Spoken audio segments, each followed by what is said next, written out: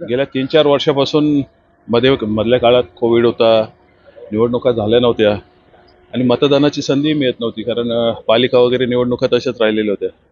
मला वाटतं 4-4.5 आमदारकीनंतर 4.5 वर्षानंतर आज मतदानाचा योग आलेला आहे.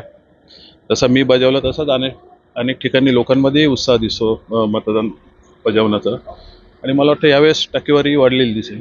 आपण जर बघितलं अनेक भागामध्ये ईव्हीएम मशीन सकाळपासून बंद झाल्या होत्या, त्यामुळे नागरिकांचा एकच गोंधळ होता. कसं आहे, आता एवढी मोठी ही प्रॅक्टिस आहे, 140 करोड लोकांना मतदानाचा हक्क यांच्यामध्ये जाऊन सगळं हे करायचं आहे, अशा काही गोष्टी होत असतात. आणि काही ठिकाणी लोकांची जागरूकता कमी पडते की निवडणूक आयोग सातत्याने कार्यक्रम जाहीर करत असतो. ऐनवेळेस जाऊन मतदार याद्यांमध्ये नावं शोधा किंवा हे काही कार्यकर्ते पक्षांचे जातात, परंतु सर्वांपुढे पोहोचू शकत नाही. अशा वेळेस लोकांनी जर मतदानाचा अधिकार बजावायचा असतो त्यांना, तर त्या थोडा आधी तयारी करायला पाहिजे. मला वाटतं बऱ्याच सोयीसुविधा ऑनलाईन पण निवडणूक आयोगाने करून दिलेल्या आहेत. हळूहळू सुधारणा होईल याच्यात.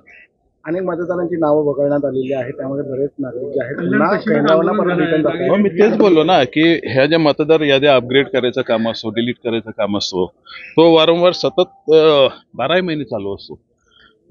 निवडणूक आयोग जागरूकता करत असते, परंतु काही ठिकाणी ती कमी पडते.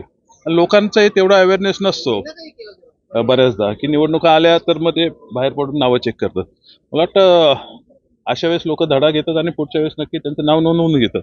परंतु ही मोठी सतत चालत असलेली प्रोसेस आहे, याच्यात अशा गोष्टी होत राहणार. आता 9 वाजेपर्यंत सर्वात कमी आहे, तर हा गोंधळामुळे हा प्रॉब्लेम आहे असं म्हणते.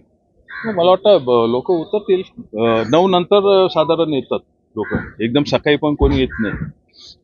8-8:30ला काही लोक येतात मॉर्निंग वॉकला वगैरे येणार.